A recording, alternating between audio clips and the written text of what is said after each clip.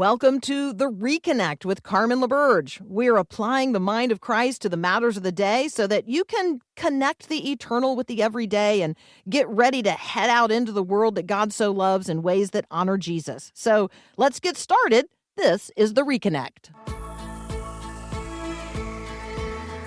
Inspiring you to bring God back into the conversation of the day. This is The Reconnect with Carmen LaBerge on Faith Radio. If we're gonna fly, we fly like eagles, arms out wide. If we're gonna fear, we fear no evil. We will rise. By your power we will go. By your spirit we are bold. If we're gonna stand, we stand as giants. If we're gonna walk, we walk as lions. Back in 1819, a guy named Joseph Scriven. He was an Irish immigrant to Canada, and his life was filled with grief and all kinds of trials. And he wrote these words: "What a friend we have in Jesus, all our sins and griefs to bear. What a privilege to carry everything to God in prayer. Oh, what peace we often forfeit. What needless pain we bear, all because we do not carry everything to God in prayer." I'm Carmen LaBerge. You're listening to The Reconnect. Joseph Scriven went on to write, "Have we trials and temptations? Is there trouble anywhere? We should never be discouraged. Take it to the Lord in prayer. Can we find a friend so faithful who will all our sorrows share? Jesus knows our every weakness. Take it to the Lord in prayer." And so, however you are heavy laden today, cumbered with a load of care, I am going to invite you to cast all of that anxiety on the Lord. Our Growing Your Faith verse of the day comes from 1 Peter chapter 5, verses 6 and 7. Where in the Word are you today? We are in 1 Peter 5, where Peter offers his final exhortation, and it's offered to everyone. This follows a litany of exhortations that have been to specific people or groups of people, but this is a final exhortation, and it's for each and all of us. 1 Peter 5, 6 and 7. Let's allow God to speak to us through that which he's already spoken, his living and eternal word. "Humble yourselves, therefore, under God's mighty hand, that he might lift you up in due time. Cast all your anxiety on him, because he cares for you." Cast all your anxiety on him, because he cares for you. Anxiety, or what you might hear referred to as trouble, distress, the weight of the world. Anxiety is something that everybody experiences from time to time, and some people are overcome by it. I think that when Joseph Scriven is talking about all the sins and griefs we bear, he's talking about the things that tend to cause us to be anxious. Jacob was anxious. I'm thinking here about the story told in Genesis chapter 32. Jacob is returning home after many years away. He left in part to escape the anger of his brother Esau, from whom he had stolen the birthright and the blessing of their father.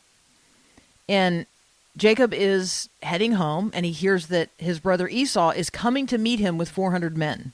Now, if you have a guilty conscience and a long-term broken relationship, you're going to be anxious if you hear that the person from whom you have stolen is headed your way with 400 men. He was expecting a horrible battle with his brother. Well, I'll let you read the rest of that in Genesis 32, but that's not the end of the story.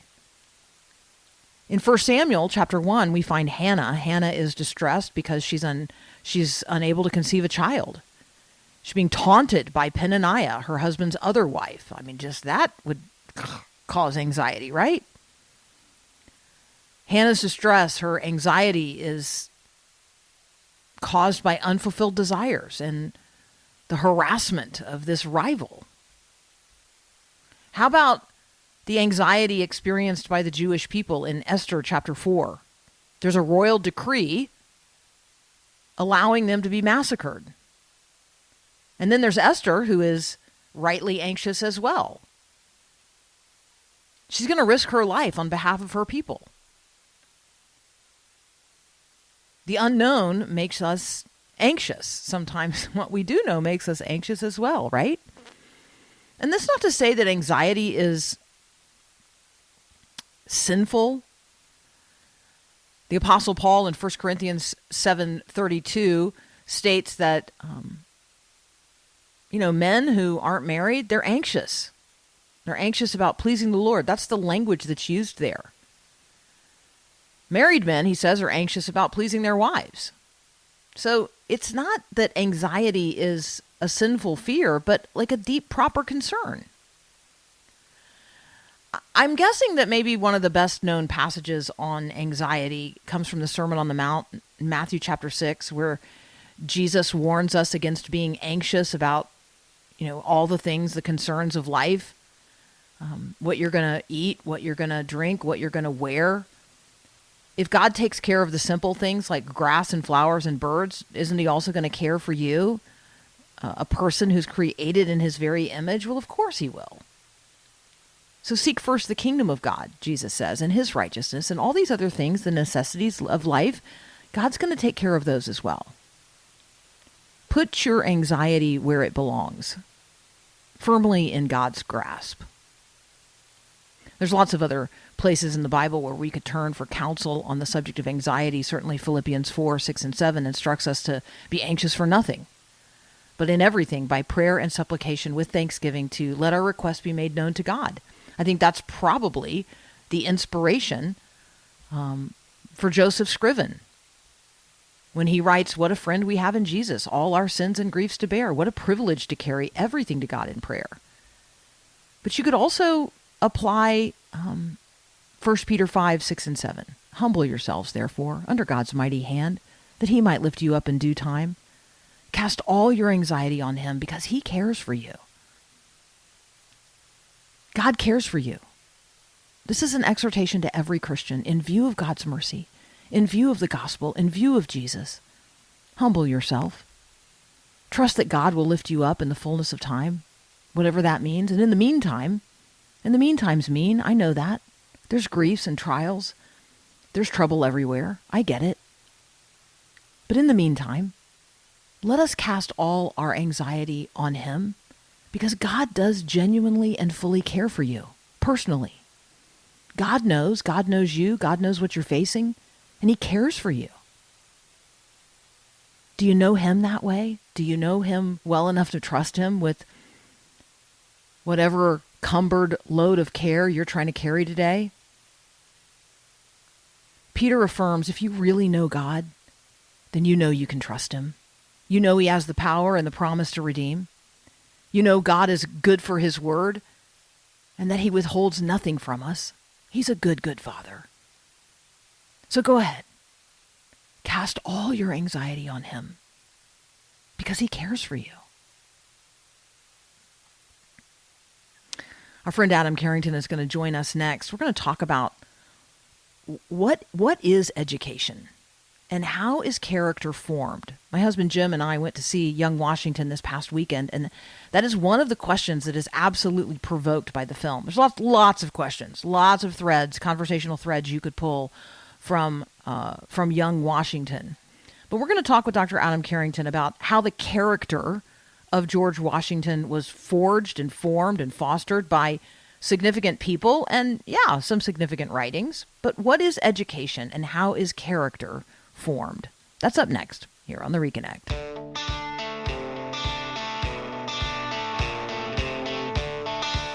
What are you thinking about, and how are you thinking about what you're thinking about, and why are you thinking about what you're thinking about the way you're thinking about it? Here to think with us today is our friend, Dr. Adam Carrington. He's an associate professor at Ashland University. Adam, welcome back to The Reconnect. Glad to be here and think about thinking with you. Exactly, right? So let's talk about how virtue is developed. Let's talk about education, character development. I'm using young Washington here as a jumping off point. I don't even know if you've seen the film. Yes, I have, and I think I would commend it as something that's worth watching, and definitely, if you're watching closely, at least a nice springboard to having the kind of conversation that you're mentioning. Okay, so let's just start there. What from the film, sort of stands out to you in terms of how George Washington was educated, formed as a person of character? Like, what, for folks who don't know anything about him, what for you stands out in terms of formation? Well, the film, what it brings out is that he didn't begin as a able general and a thoughtful politician. And really, as a statesman and as a soldier, he served what became the United States of America in a way that no one else, I think, alive at that moment could have. He really was. There was a biography of him that was titled The Indispensable Man. He was indispensable in a way I think no one else was. And it shows, though, the formation of that doesn't come merely from, he wasn't purely born that way. That he had trials, he had failures, he had challenges on the battlefield, and then with the politics of the British Empire, the soldier politics of the British Empire. And I think this shows, though, that underneath it all, he had a tenacity, a courage, and then ultimately an adaptability that began to build those things. And I would add to the film, if you look at his when he was young, he copied down what were called the rules of civility and decent behavior. It was a list that he had gotten, I think, from school. And these were rules that he lived by. And if you read those, they cover how everything down to how you treat others in public and in private, up to how do you cultivate good character. And so he was a man that not only developed a good character, all along he was thinking about his character. How do I kill bad habits? How do I instill greater courage, greater justice, greater self-control, greater wisdom and prudence? And so a person who certainly God gifted him with many advantages, many gifts, but who himself said, I'm going to take these advantages and these gifts, and I'm going to consciously try to develop my character so that I can be a benefit to others around me. Maybe other people know or had been, paying closer attention to the biography of George Washington, but I was really struck by the role of his much older half-brother Lawrence.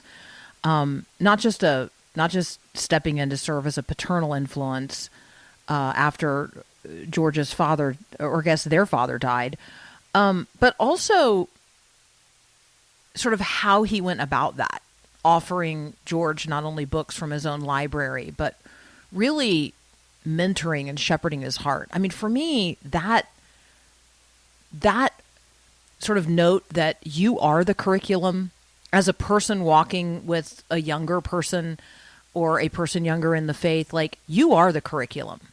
But how do you see Lawrence as a part of that story? Yeah, and I think that was accurate generally to the truth of what happened. And I think it means that, or a thing that it shows is that you need relationship. It's not merely books and rules and things like that. Those are meant to facilitate relationship.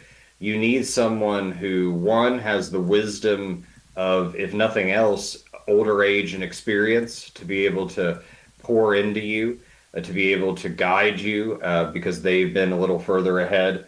And then you also need someone who can show you that people care about you, and that therefore you are to pass that on, you're to build off of that. And so his half brother, who didn't have to treat him that way, obviously. Didn't have to take that role, and it was a hard role given what had happened to their father. I think that I love that they display that kind of growth and that kind of help to him in the story. So Lawrence inherited Mount Vernon when their father died. So did George inherit Mount Vernon when Lawrence died? Yes, I think that is how that was passed on, if I'm remembering the history correctly. Yeah. So he did get provided for. There was an inheritance that was coming, but what he lacked was, like you said, something like a father figure to be able to build off of that.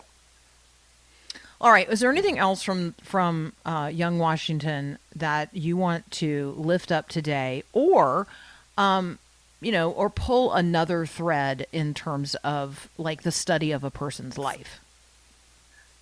Yeah, I mean, again, it's young Washington, so in some ways I'd like to see a sequel to maybe Middle Washington, Late Washington, but just to see where things went, because I see the seeds of his story in it, and they emphasize his courage on the battlefield, and I would love to see that parlayed into the courage that he showed in other ways that is maybe less immediately in our foreminds, in the forefront of our minds, because among, I'll say, two brave things he did, and both of them have to do with how later he gave up power. He had the courage and bravery to give up his military commission when he could have used his military power at the end of the American Revolution to basically make himself a king, a dictator. And the second was at the end of his second term, when he lays down his office to go home. And the great man to compare him to is Napoleon. Napoleon stood sort of in awe of Washington because he could not understand how a man that great with that much power would give it up.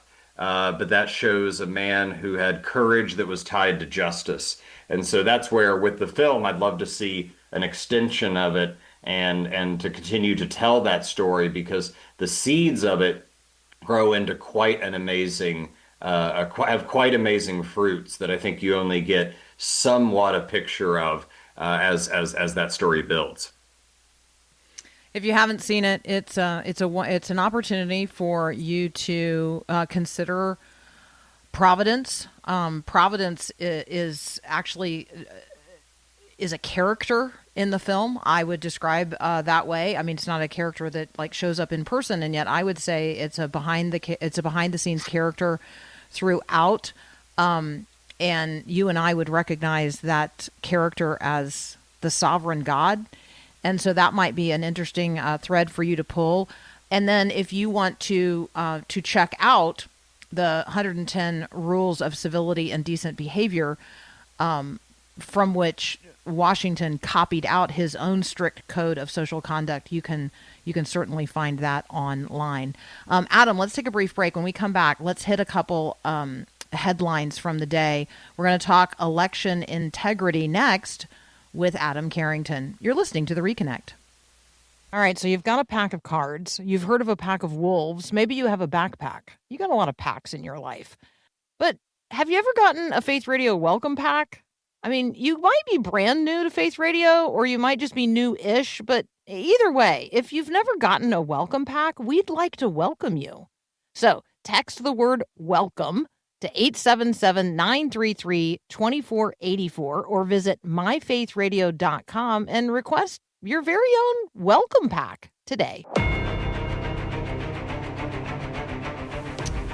From the first president of the United States of America to the current POTUS, Dr. Adam Carrington is here with us. Adam, the president of the United States made a speech that was like much hyped in advance, but the content of which in my view, didn't necessarily deliver on what was sort of pre-promised. What were your sort of reactions to the election integrity speech?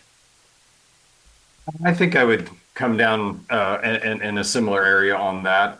That I think one of the distinctions that the president should have made better is the distinction between election interference, which is normally understood to be things like stepping in and changing voter rolls or changing vote totals or doing things along those lines that particularly directly one-to-one change the outcome or could change the outcome in that way. The other is election influence. He was talking about things that China, in particular, did during the 2020 election, and we know and have known for a long time that other countries pour money through different sources into trying to create narratives with ads or anonymous accounts and online and things like that. So, is that an issue and a concern? Sure, but not the kind of bombshell. This changed the outcome of the election because it subverted our rules and subverted the protections we have for how our elections are conducted. So far, the documentation that's been provided has not really been in any substantial way new to things that we had before. So I can't see how this really moves the ball. I think if we want to take a positive out of it, yes, be vigilant about the sources from which you get information. Double check them to make sure as far as whether you're getting something truthful or something that's being made up. But as far as the security of our election system, we always should be vigilant on that. But I don't see this as opening up some sort of previously unknown vulnerability. Okay, let's talk a little bit about another. This isn't a headline that is like necessarily, oh, you've seen it today and you've never seen it before, but sort of the ongoing conversation about immigration or immigration enforcement.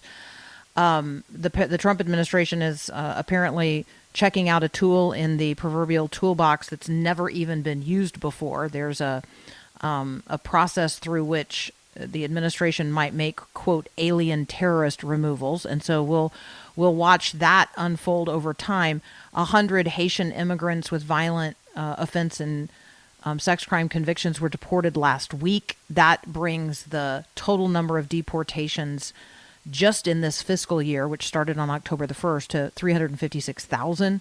So that seems to me like a lot of deportations. I don't necessarily know how that stacks up over the course of time. But immigration enforcement efforts, I would say, is what sort of is clinching the heart of a lot of people, because we have seen shootings now in Minnesota and Maine and Texas and other fatalities related to vehicle chases. And so do you just want to press in a little on this topic of immigration and immigration enforcement? Yes, and it thinking from the political standpoint first, it is a central issue, the enforcement of immigration laws that helped catapult the president to the presidency.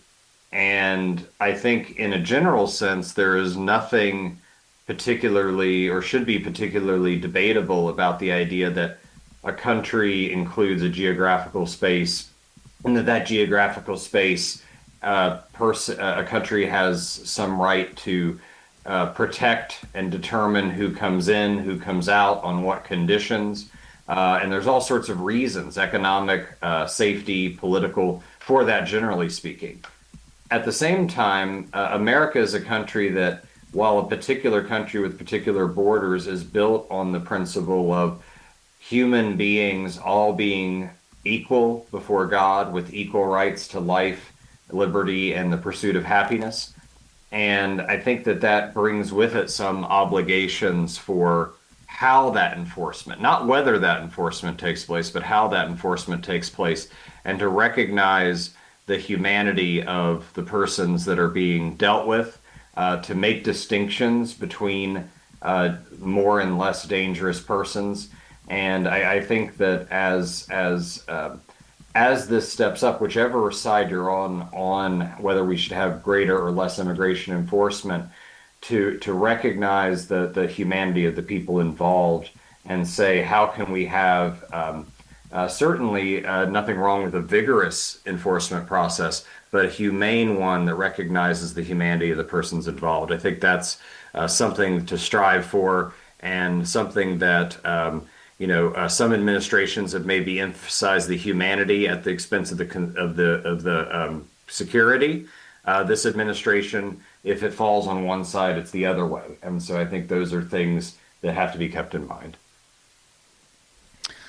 Adam, we don't have time to talk today about the case against Christian doomerism, so maybe we put a pin in that and talk about it next time. Well, given some of the news is sort of rough and dour at times, that might just be one to say we're setting up for it. All right, we're going to set up a conversation to talk about the world and the fact that it's nowhere near as uniquely bad as you think it is. There you go. Dun, dun, dun. That'll be for the next time we get to talk with Dr. Adam Carrington. Adam, thank you so much for being with us on the Reconnect. Always a pleasure, Carmen. Thank you, and a blessed week to you all. It is always a pleasure. It's a joy to talk with you. Our friend Billy Hollowell, who is a reporter for the Christian Broadcasting Network and faithwire.com, is going to join us next. So there is a same-sex married couple, again, a sentence my grandmother probably would not have understood, but there is a same-sex married couple who hired a surrogate, so a woman who happens to be a single mom. They hired her to conceive and bear for them a child. But then along the way, at about the 22 weeks of pregnancy, they found out that child was likely going to be born with a cleft lip. And so they demanded that the baby be aborted. She did not comply. That child is now 2 years old, and they are suing her for $600,000 because she didn't abort the boy they're now raising as their son. That complicated story is up next. You're listening to The Reconnect.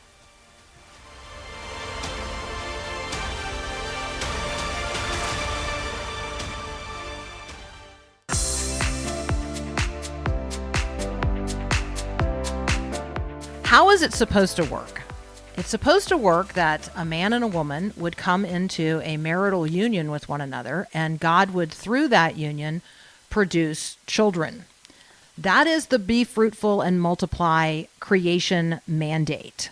Well, we live a long way from Eden in so many ways. And so our friend Billy Hollowell is here with us from Christian Broadcasting Network and faithwire.com, and he is going to tell us about a same-sex couple, two men in Canada, legally married, who are now suing the surrogate, who, by the way, birthed for them a son to raise.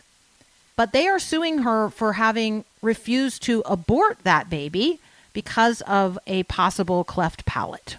Billy Hollowell is here to join us. Hey, Billy, welcome to the Reconnect. Hey, yeah, this story is a troubling one, as you said. The couple filing this lawsuit against a surrogate mother, and it was filed at Ontario Supreme Court in May. You know, they're claiming that the surrogate didn't keep them informed of the baby's health, which they said put the preborn child at risk and caused them emotional distress and violated their confidentiality. This is something, it's a lawsuit that came 2 years after the couple really asked this woman to terminate the pregnancy at 22 weeks. So she was 22 weeks pregnant. They demanded that she, basically have an abortion. She refused. And apparently that's when the relationship between the mother and this couple started to deteriorate because of the refusal to abort. Sally Rhodes Henrik, she was the owner of Surrogacy in Canada Online. She said that's when everything changed. They wanted a termination. What I find most difficult in this is they are suing the woman who brought their son to them. How is their son going to feel someday if he learns that? So apparently the relationship was fine before, the abortion debate. Now the baby was conceived via in vitro fertilization with a donor egg and a sperm from each of the intended fathers, and basically they learned that this baby through an ultrasound would have a cleft lip and possible cleft palate or minor heart issue. And that is when this abortion was allegedly requested. And so, look, this is why these things are so complicated. Like you were saying, there's a design for how this should work. And when you step outside of that design, You just keep walking down a path that leads further and further and further away. I mean, there are so many conversational threads that we could pull from a Christian perspective. We could talk about, someone demanding an abortion. We could talk about this purely as a sanctity of life conversation. But we could also talk about the ethics of surrogacy or the commodification of children. We could talk about contract law. I mean, there's all kinds of, right? We could talk about the definition of marriage and family.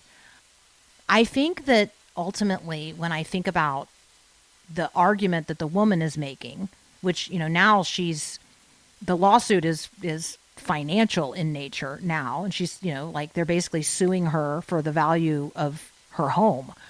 And she says, I just feel used. They didn't get the perfect child they wanted, and they threw me away.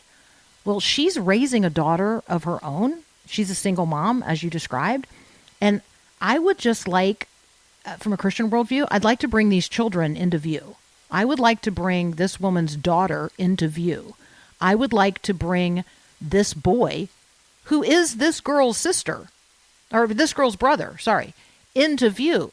I would like, instead of a legal argument between a bunch of adults about an imperfect child, I want to bring these kids into view, and I want to say, look, both of these children have a right to be raised by their own biological mom and biological dad. Where's the dad of the girl? And this little boy is growing up outside of God's design for God's intent. The whole thing's so complex. Yeah, it's complex and really unfortunate on so many levels. I think the fact that she's being sued for $600,000, listen, I mean, this is why when we start tinkering again with the design, we can't be shocked when dysfunction follows. And that's what we're watching here. We're watching total dysfunction and chaos. And it's really sad. And we got to pray for everybody involved in this and for the children, because that's the part that really, I think gets overlooked in all of this, that you have children who deserve biological parents.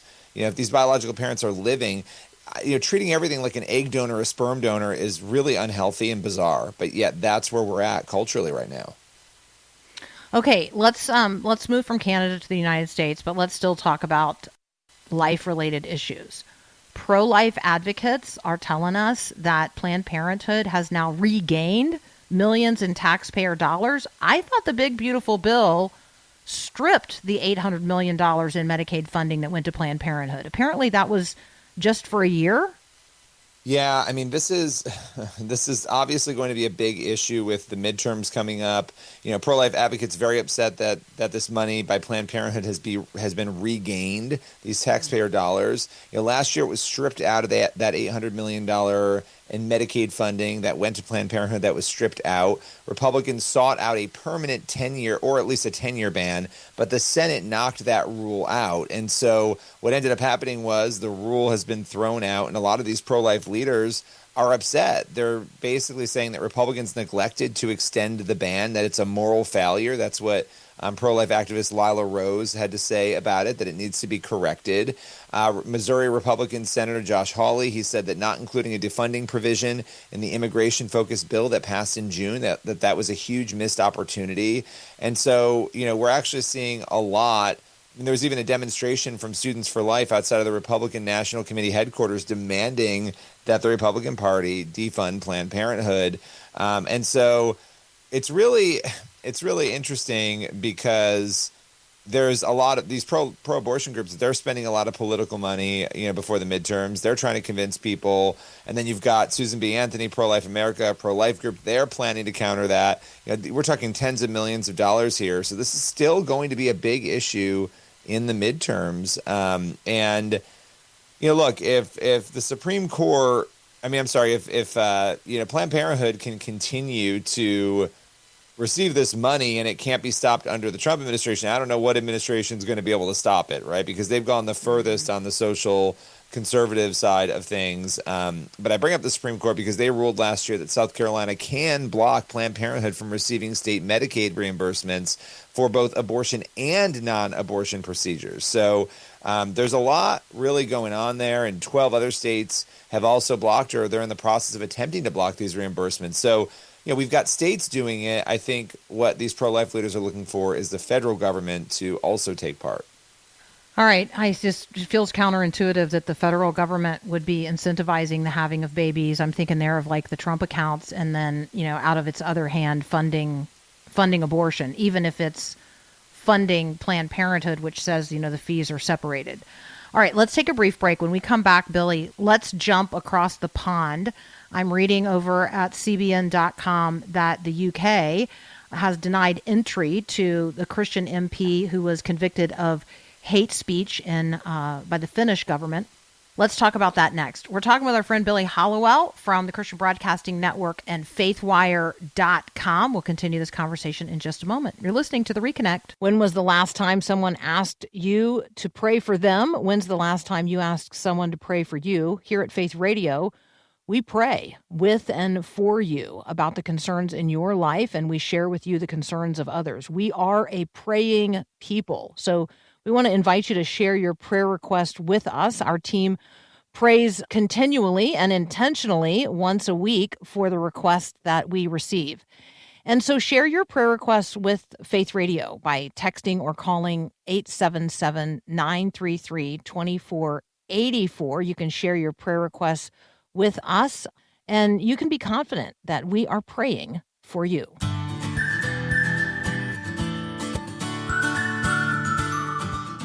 We're here with Billy Hallowell from faithwire.com and the Christian Broadcasting Network, and Billy over at cbn.com. Bring us up to date on the member of the Finnish Parliament, Pavi Rasanen, who has been banned from traveling to the UK after the British government revoked her travel authorization after first approving it. Remind us who she is and what naughty thing she has done.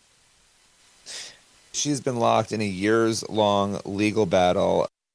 So basically, we've covered her story before, but she sent a tweet back in 2019 sharing a Bible verse and basically pushing back on her church, her denomination's acceptance of pride. She said, look, here's what the Bible says about gay marriage. She shared from Romans. Why would our denomination support that? Now, she is a sitting member of parliament, as you mentioned. She's also the former minister of the interior for Finland. So this is somebody who's been around the block. She has a lot of power in her country. And because of that tweet and a pamphlet that she wrote in, I think, 2001, the early 2000s, about marriage, defending traditional marriage, and because of interviews she did, she was brought up on charges, literally charges in a country that has religious liberty and free speech, and really insane. I mean, she won 2 of the cases. It kept getting appealed. And at the Supreme Court in Finland, she recently lost over the pamphlet.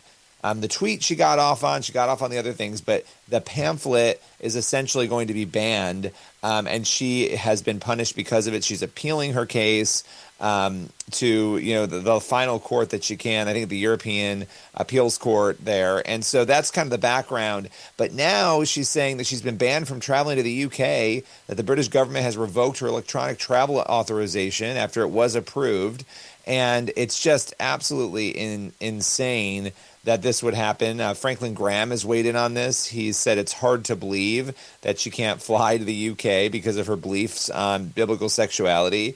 And, because she's been brought up on these charges and found, the Supreme Court upheld it.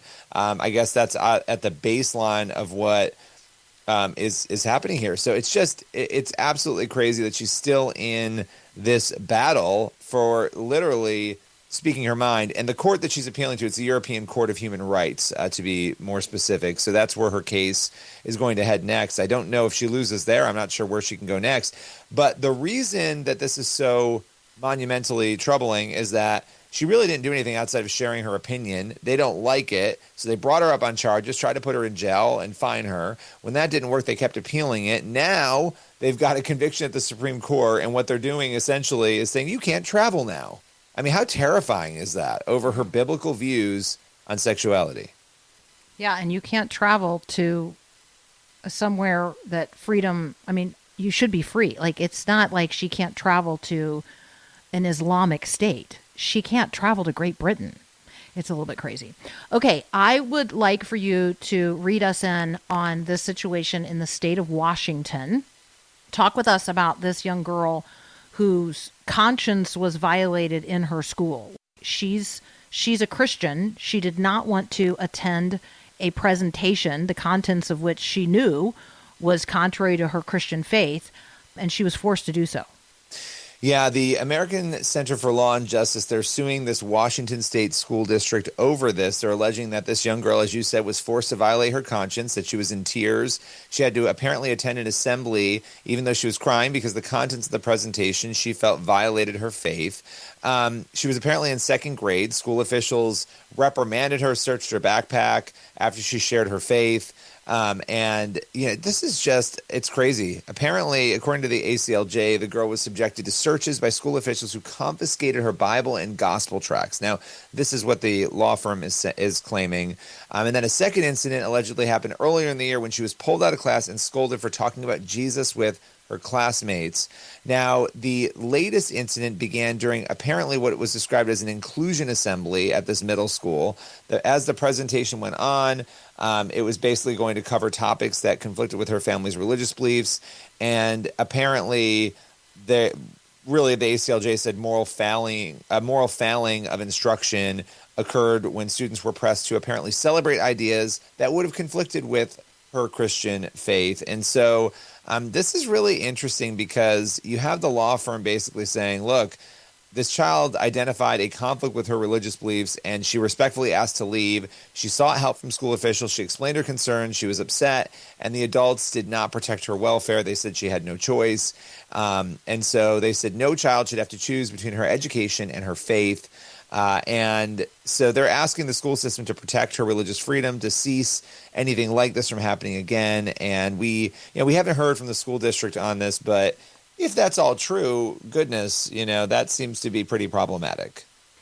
Hey, maybe you've got something like this going on in your own school district and you're aware of it. If so, we'd like to know. You can always let us know on the text line, 877-933-2484. You can always email me, Carmen@myfaithradio.com. I want to give you the opportunity, Billy, to tell people again about the Bible Bros. Tell us about the podcast. And I know you recently had a conversation with Ann Wilson. Yes. So the Bible Bros, you can find the Bible Bros podcast with Billy and Dalton on YouTube and wherever podcasts are heard. We just had Ann Wilson on. We've had so many great guests. We basically do a show that is both a Bible study. So we will recap the Bible, and then the next episode will be an interview with somebody like Ann Wilson. And so we kind of switch off, and we're building this into a movement. We are building it into a ministry. We're super excited. It will be far more than a podcast. But right now, the podcast is there. It's free. We just want people to come in and ask questions and talk about the gospel and learn. And we're really targeting millennials and Gen Z with the show. And so it's been growing like crazy. It's been a lot of fun. And we're having a blast doing it. We're just like two best friends having fun. That's what the show is. But really beyond that, the point is to spread the gospel and get it out there. And so people can go and check that out. Again, it's the Bible Bros on YouTube. And if you go to youtube.com and then it's Bible Bros Show, that's where you'll find it. Or we'll just send you a direct link on the text line, 877-933-2484, the Bible Bros over on YouTube. And Ann Wilson talks with Billy and Dalton not only about how she remains faithful in the midst of the pressures of the entertainment industry, but also about her new book, Rebel, Following Jesus When the World Walks the Other Way. So should be really fun. Hey, Billy, as always, thank you for joining us on the Reconnect. Thank you. So over on the text line, I got a question. Hey, could I have a little more information about that guy, Joseph? And so I had to scroll back in my notes, and I'm like, that guy, Joseph.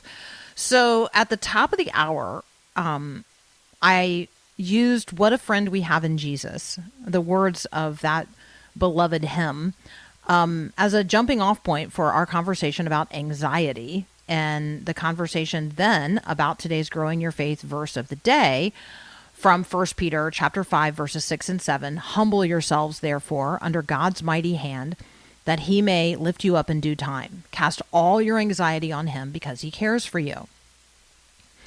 And what a friend we have in Jesus, all our sins and griefs to bear. What a privilege to carry everything to God in prayer. Oh, what peace we often forfeit. Oh, what needless pain we bear, all because we do not carry everything to God in prayer. Well, Joseph Scriven is the person who penned those words in 1855. And so here's a little more about Joseph Scriven.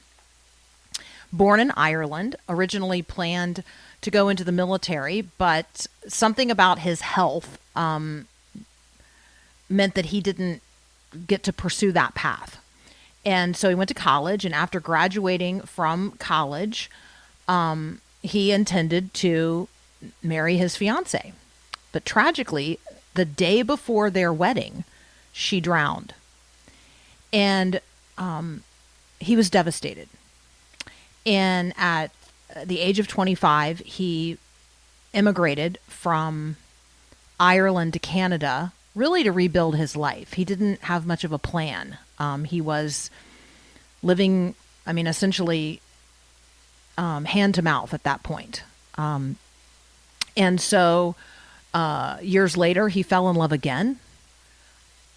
Tragically, his second fiancée contracted pneumonia, and she died just weeks before their wedding. And so you say to yourself, well, that all would be good impetus for penning these words, what a friend we have in Jesus. But actually, it was something that was going on with his mom. So he received word that his mother back in Ireland was facing a difficult personal crisis, but he did not have the funds to pay his own way to return home to visit her. And so because he was unable to travel back across the Atlantic, he wrote her a poem, a very heartfelt poem, a poem that we now know as What a Friend We Have in Jesus. It was, so it was written in 1855 as a poem to his mom.